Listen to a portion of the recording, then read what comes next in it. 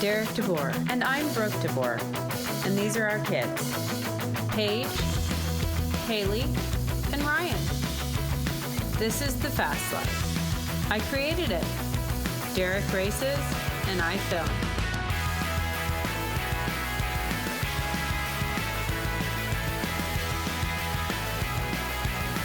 We are a family who live our dreams.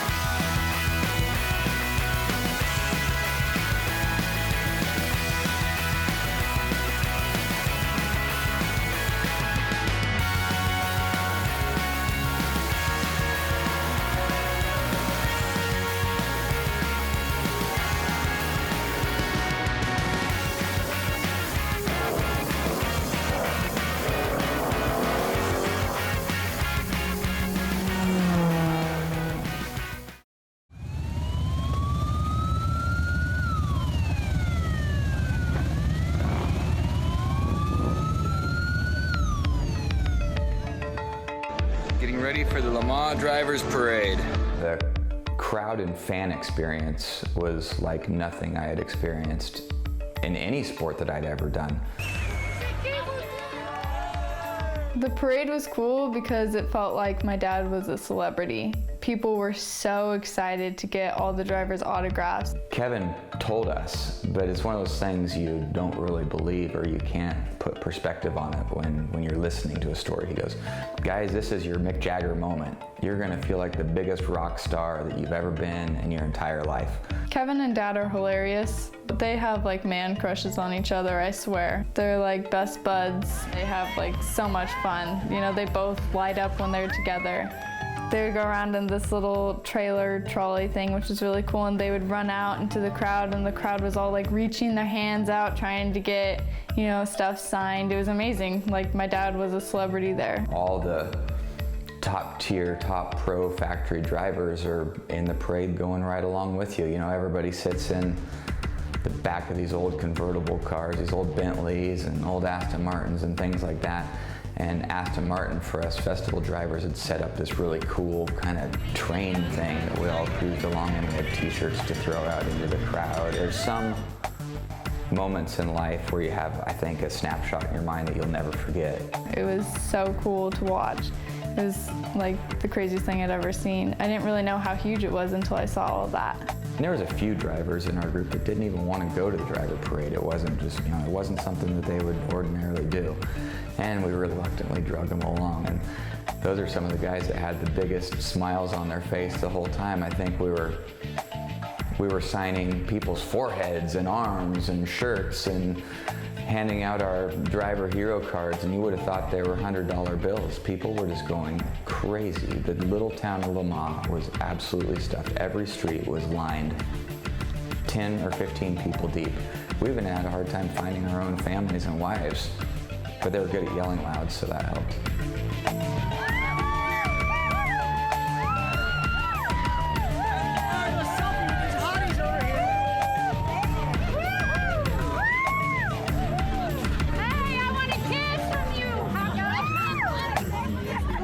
There's some moments in life where you have, I think, a snapshot in your mind that you'll never forget. And standing, you know, with ex-Le Mans winner and team owner Kevin Buckler, you know, looking over this huge crowd, it was epic, epic moment.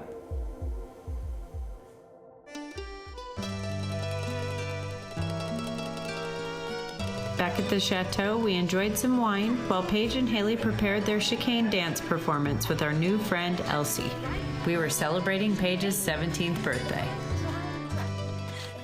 So apparently chicane is some sort of part of the racetrack or something, some weird turn. But basically Elsie and Haylee and I made up a song about it and a dance, which it was amazing. We would rehearse and then we would perform it for the whole group of people. Embarrassing now that I think about it, but you know, that was fun. Having my birthday in France was pretty amazing. I got to try frog legs and escargot. It was actually really good. For some reason, I've become the other default team spokesperson. I think that's maybe another thing that Kevin and I share in common. So I wanted to quickly propose a toast first to the entire Buckler family for putting together this giant fiasco.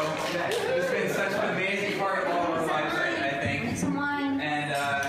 be here without you guys putting this all together, and of course all of you in the room to help make it happen. I don't mind having a microphone shoved in front of me or a moment to say a toast or to thank a group of people or express what I'm feeling. I tend to be standing up and talking to the crowd a lot. I don't know where or why that happened, but it's something that I enjoy to do, and Kevin seems to lean on me in those moments when he either can't be somewhere or there's something else to be said. So it's just another way that we tend to work really well together. To have everyone sing me happy birthday, we had a giant group dinner that night. We all ate lobster.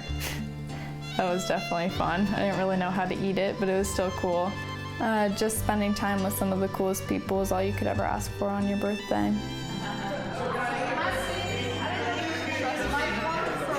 She has to have a wish. Yes, a wish. Yes. A wish. All right, so can we light it?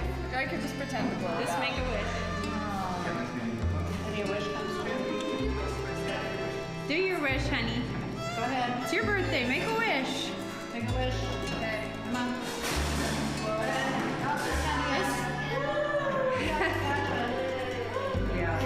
Shake to the left, to the left. Shake, shake, shake, shake to the left, to the right. Okay. Shake, shake.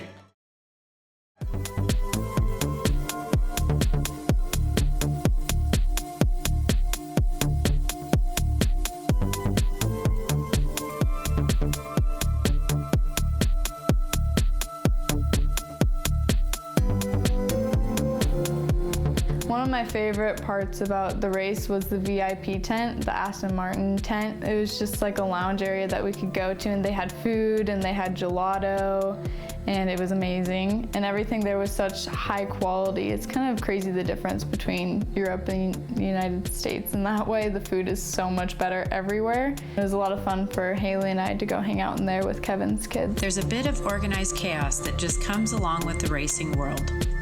It's a good thing I find solace behind the camera. We're in Le Mans and it's race day. John has prepared a beautiful race car for us today.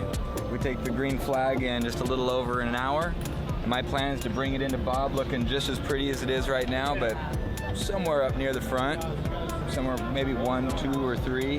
That sounds real good to me. Hand her on over to Bob. Have Bob bring it home nice and clean. These guys did really good in practice, really good in the race for never being here. It's a really fast track. It's really challenging. And it looks like it's going to be a whole bunch of fun. I can't wait to start it. What do you need, boss? You got a stopwatch for your 60 seconds? Got my phone. All right, make sure either you or... We just need to make sure somebody's timing, though, because we're going to leave right when it's up.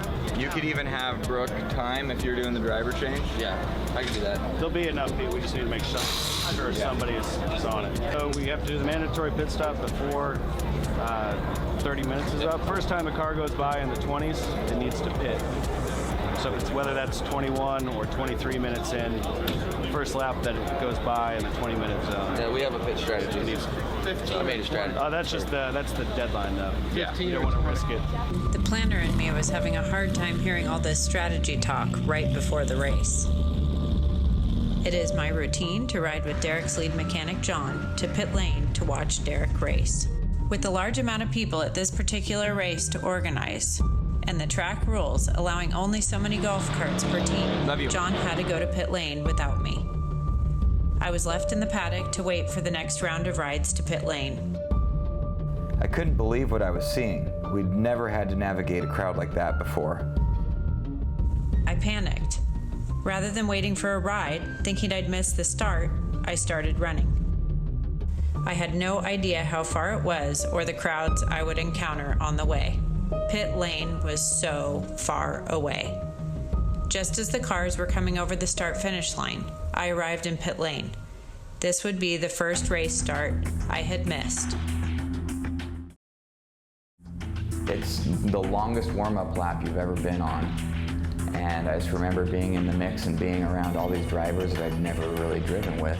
In the US, you get pretty used to who your competition is and you have no idea who's around you here, what car is which, who you can trust, who you can't trust. I quickly realized I had the pace to fight and also how aggressive it was going to be. It's hard to balance that with the responsibility of handing over a good car to your teammate. Bob was here to drive also and had really made this whole event happen for me. Historically, Le Mans is one of the fastest and most dangerous racetracks in the world. It's hard to keep that out of your head when you're out there, but also to focus on the moment.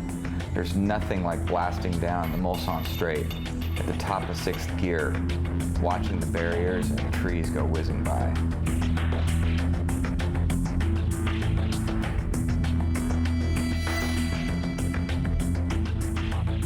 My teammate ahead of me had a little bit of a bobble going into the first chicane, and I was able to carry some momentum and get by him, where I could really go take the fight to the lead cars.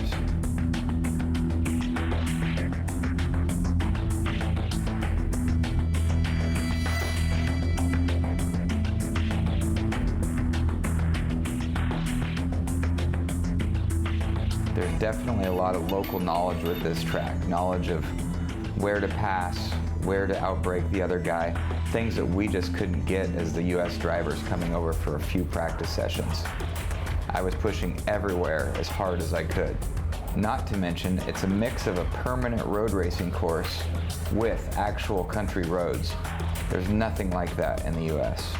Everything I grew up watching on TV, even some of the houses and things, they looked familiar. And it was clear that everyone else was pushing hard too. There were Aston Martins flying off the track everywhere, cutting corners, diving off, trying to find any edge that they could. It's really easy to go into a race with what you feel like is a perfect plan, but when you find yourself in the middle of it, it's really easy to start questioning things. I didn't know exactly what had happened, and the track was so large, but all of a sudden, the yellow flags were out. I felt like this was our great opportunity to bunch up the pack again and really start racing hard. It's also such a large track that radio communication is somewhat limited. There are areas of the track that our radios just don't talk to each other. I knew before the yellow flags came out that we were getting pretty close to our pit window, and that's a big part of the strategy of a two-driver race. There's a time where the pit's open and you can start your driver changes, and a time where it closes and you can no longer do it. If you miss that window, you have no chance of winning the race. I was on the radio with John, determining if we should come in this lap or go one more time around. We weren't sure because it was a yellow flag lap. It was going to be slower than normal, and we didn't know if that would put us outside of the driver change window. Then we approached pit lane and I saw the leaders going in. My natural instinct was to follow. John came on the radio and said, "No, no, no, go one more time around." It's hard to have that kind of blind faith, but you program yourself as a driver to do exactly what you're told, knowing that they have more information than you do. I thought that maybe we had messed it up though. I saw everybody else going in and I had to look at them on my right side as I went by, not really knowing what I was in for. As I approached the safety car, I realized I was the last car standing on the track, therefore the leader of the race. Thoughts were flashing through my head. John either nailed it or we were completely wrong. It was now going to be time to make the driver change and leave the rest up to Bob.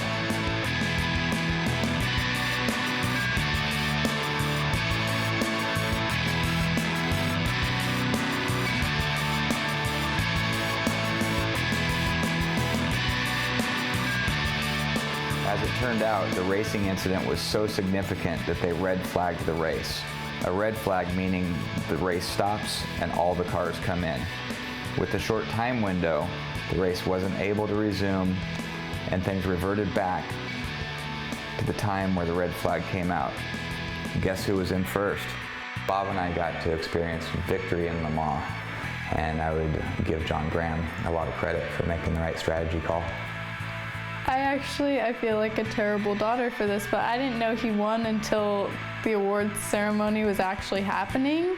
I was actually very surprised when they called Dad's name for first place. First place in Le Mans, absolutely above and beyond expectations. The whole experience has been amazing, and it's emotional to talk about. I mean, little things. I've always wanted one of those Pirelli hats that you get when you win the race, and here I am in a Michelin hat from Le Mans. How could he not race again after winning, you know? Like, he has so much ahead of him. He can only get better. You know, I think he's a great driver, so I can't wait to see him race more. It was pretty shocking to get to go grab a first place trophy at Le Mans. It was well beyond any expectations that either of us had. It was it still almost doesn't even seem like it was real.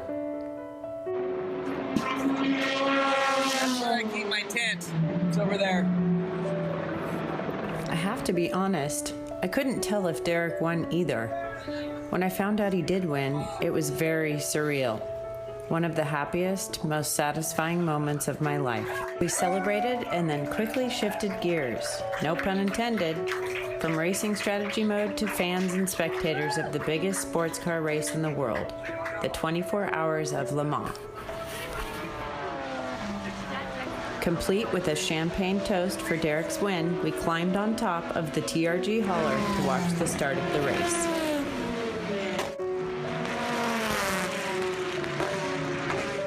As the day came to a close, we headed back to the chateau for a team celebration dinner and to get some rest.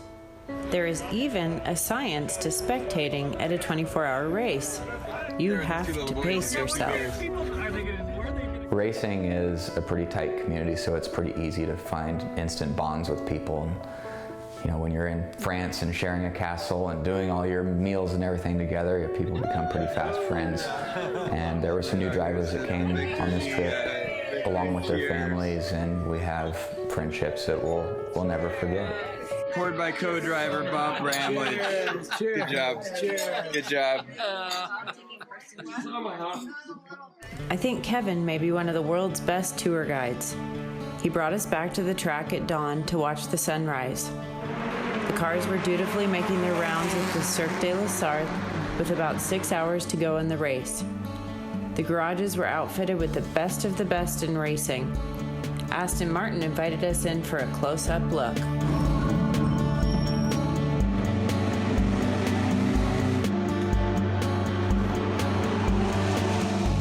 I'm always looking for ways that I can give something back to Kevin because he's done so much for me. I mean, there's no way I would be at this level in the racing world without him. So I'm always talking to him. Kevin, if there's anything I can do, if there's somewhere you can't be, we can split teams. I can be here, you can be there. Let's just make sure we're checking all the boxes and getting the most out of every opportunity that we can.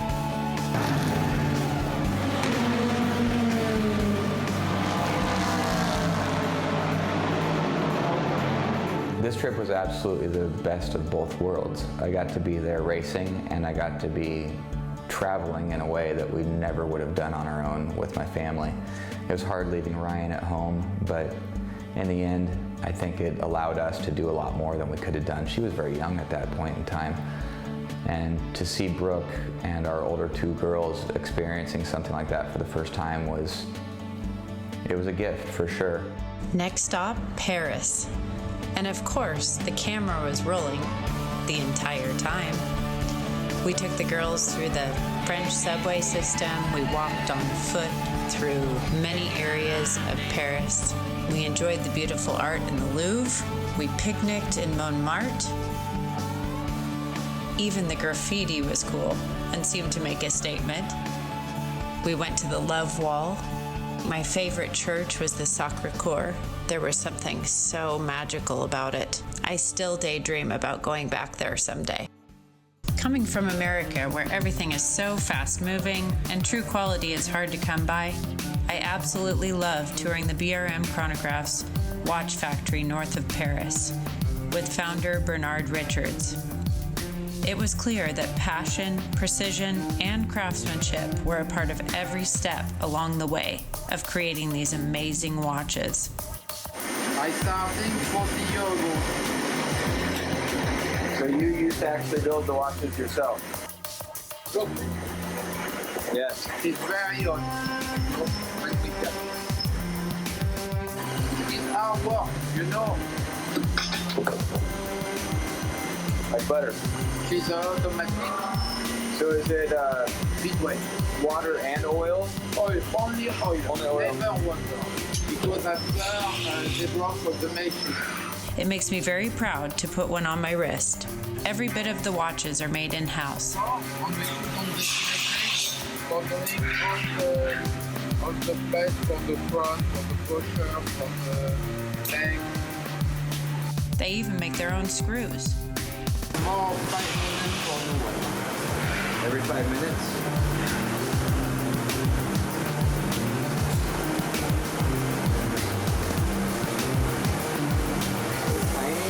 perfect. So that's that. You want to see? Wow. That's a screw that goes right in there. I don't think the girls had ever seen anything like this. No broken. Look. Keep going.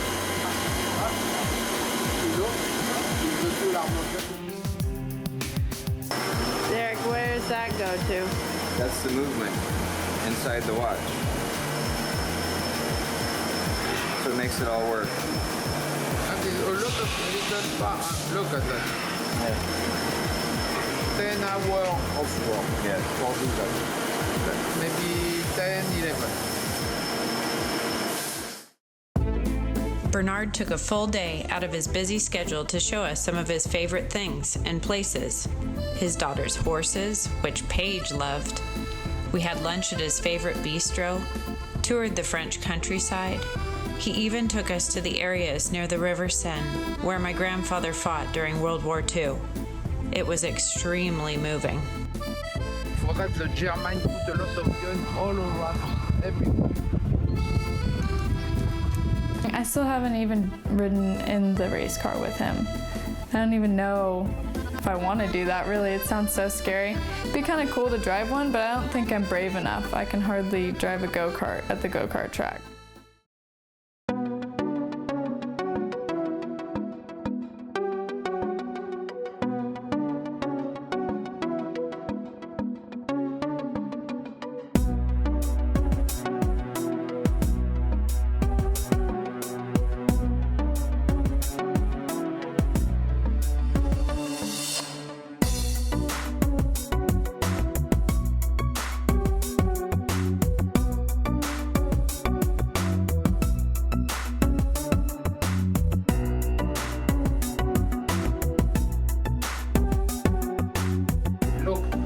The next race.